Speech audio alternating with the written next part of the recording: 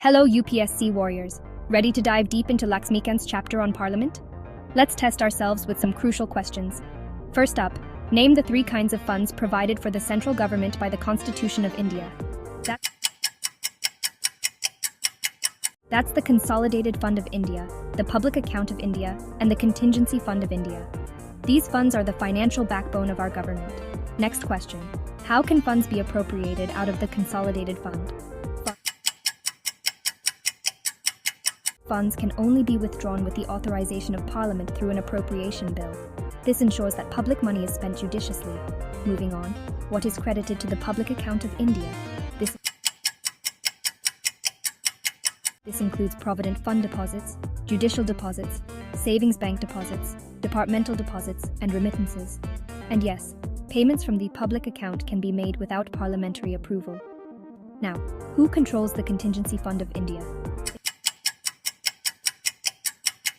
It's under the control of the President of India, and it's used for urgent or unforeseen expenses. Handy, right? Here's a tricky one. What are 5 circumstances under which the Constitution has empowered the Centre to make laws from the state list? These are during a national emergency, when states request it, for implementing international agreements, during President's rule in a state, and when Parliament deems it necessary for national interest under Article 249. What happens at the end of the fiscal year if granted money is not spent by the government? This brings us to the concept of March rush.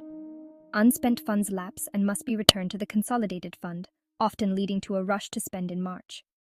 Now for an exception. There's one exception to the state's inability to initiate a constitutional amendment.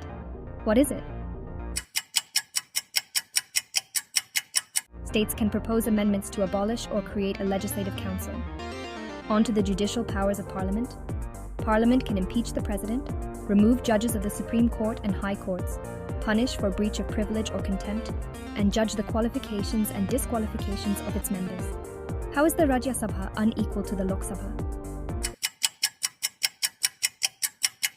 Rajya Sabha cannot pass money bills and has limited power in financial matters, but it does have exclusive powers like declaring a subject in the state list as of national importance and creating all India services. Finally, when was the Public Accounts Committee first set up? It was established in 1921 and has 22 members, 15 from Lok Sabha and 7 from Rajya Sabha. They are elected annually by proportional representation through a single transferable vote. Got all that? Keep revising and stay sharp. Remember, every bit of knowledge inching you closer to your UPSC dream is a win. See you next time.